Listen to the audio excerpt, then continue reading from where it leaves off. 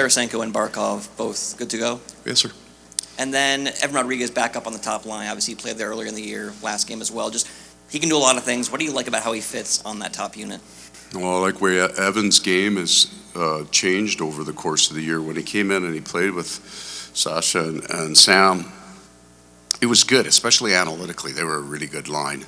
And then we had a bunch of injuries and we started to move people around a little bit. And then the line that he hadn't played with was Bennett and Tkachuk, and by necessity he needed to go there, and that was really good for us for a while. But eventually the idea would be, I like him in one of two places as much or better than with the Bennett and Tkachuk line. I also like Matthew back on the right. So I think I had that in my head, that I would really look at that coming into Game 3, even if I didn't adjust it then. I just thought in Game 2 we were kind of right there. We weren't far off. Kind of that offensive games that made the flip, and 9 out of those 10 that never work, and every once in a while they work, and you run around and tell everybody about them. Third row right, Sean.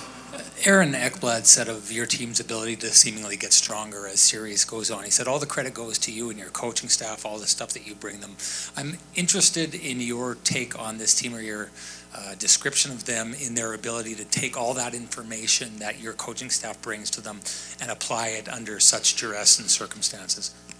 Well, it was very nice of Aaron to say that. I didn't think he was listening.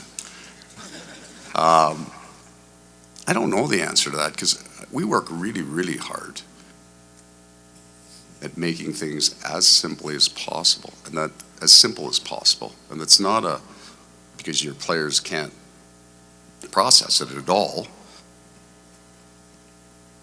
What's that quote? And I'm going to butcher it again. You don't understand something unless you can explain it simply, which ruins this answer.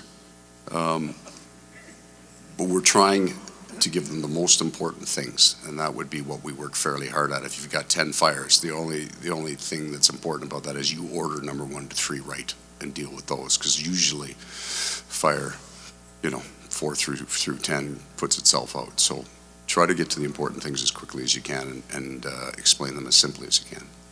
Right side front row, Ryan. Hey, Paul.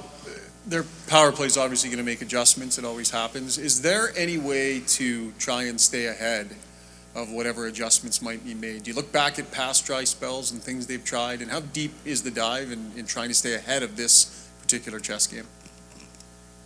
I think both power plays probably feel the exact same way about each other. Like ours are pretty good. Ours is pretty good too. So we're trying to find that. How do we get this thing sped up? How do we create a little bit more? But at no point are we going, okay, we've always done this and we've been really good at it, but now we're going to do this way over here. There's not as many adjustments as I think, I believe, in hockey or maybe pro sports, but as in true adjustments where you take something that you've done and now we're going to do something different. There's far more time is spent on a return to form. When we're good, we look like this. These are the reasons that we don't look like this. Both teams' penalty kills are almost, there's different routes in one area, but other than that, the philosophy and attitude, I think they're identical. It would be exactly what we experienced in New York, right? Same kind of hyper-aggressive penalty kill, lots of defensemen with long sticks, good skaters. So we're trying to do the same thing. We're just trying to maybe think of it more of a return to form, get back to what you're really good at, and put all your money on that. That same row, Stephen.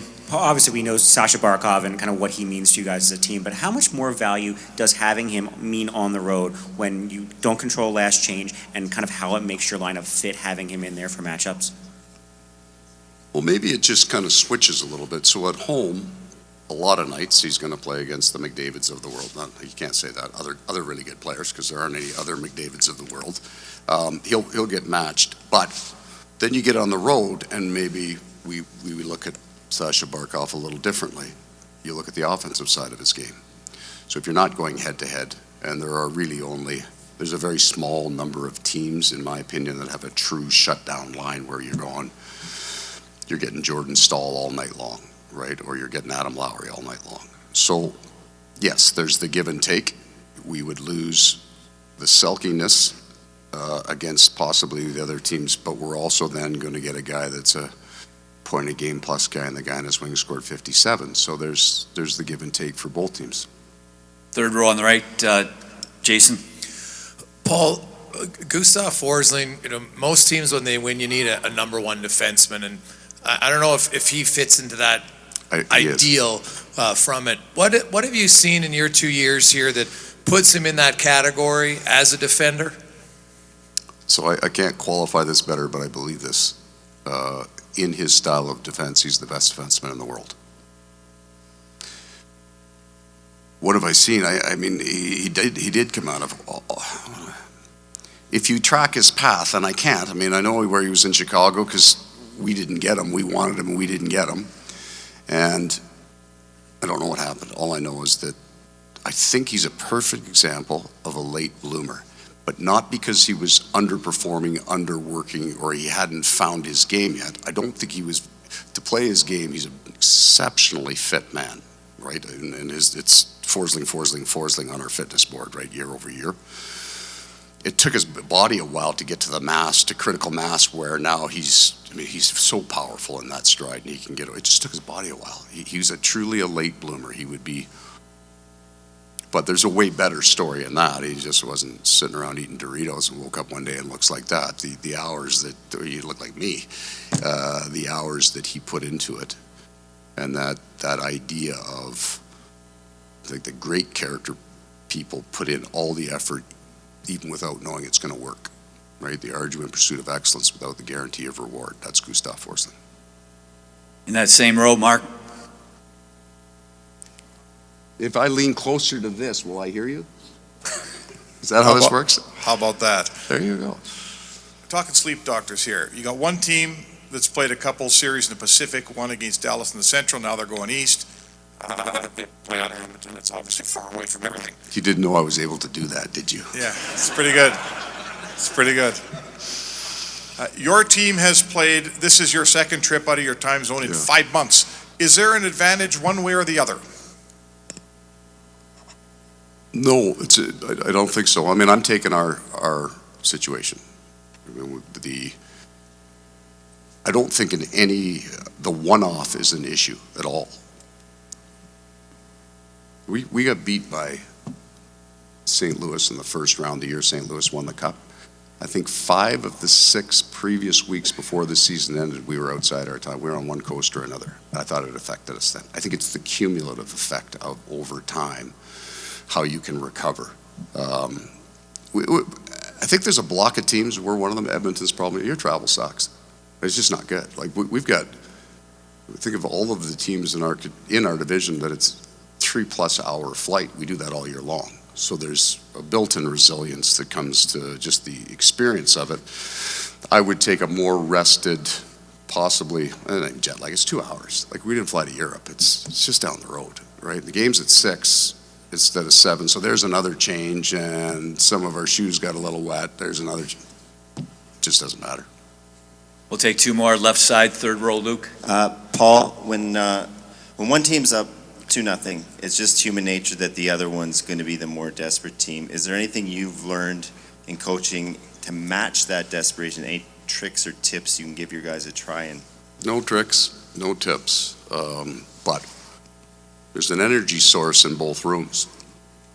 And when, after a loss, the team that loses, you can almost guarantee that energy source, right? The focus, it's human nature. So we're in the final, everybody's really focused. But then where does that extra push come from, right? It's been 6 weeks, where do you get that extra jump? In this series, as we get closer to the game 7, there's also the desire, right? You can feel it. It's getting closer to you. So all of this is about managing it. There's a great band, a great frequency in there for both teams to operate in, and they can use it. Cross that line, you want something too bad, you become too desperate, you're not a good hockey team anymore. So it's just about managing. We both maybe have slightly different fuel sources, and I think that's more true maybe in the first 3 rounds. I think we're both grinding, ready to play 7 games. Like everybody comes to the rink grinding. Last one in that same row, Pierre. Paul, can you walk us through, as an organization, the decision to, and I know we're making a bigger deal of it, but to fly, you are. to fly a day later. I mean, is it you and Bill? No. Well, we get to decide. Bill has to write the check for the flight. We pay a bunch of really smart people to have better answers than we do, right? At no point when a guy gets a cold do they come to see me how they should fix it. So we got a whole bunch of people. This is the way we do it. We have reasons for it. It's reasoned, and I'm 100% good with it. Like, to put this in perspective, our day got pushed 2 hours. Right, so we spent an hour at our rink, a little longer. We got an unbelievable rink. The busiest time in the NHL is when you leave for a road game. From the time the guy gets off the ice till you get to the airport. So, and it's kind of hectic. The trains are pulling bags. There's guys flying all over the place. So that disappeared. We sat there. Our chef is unbelievable.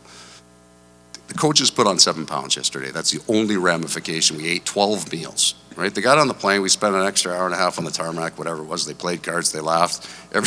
Every time one of the trainers walked in and he was soaked from head to toe, he got a standing ovation. And then the flight was the same line. So we get here at whatever, 8 o'clock instead of 6 o'clock or whatever it was.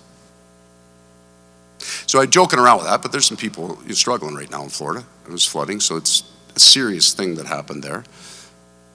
But our day was not serious.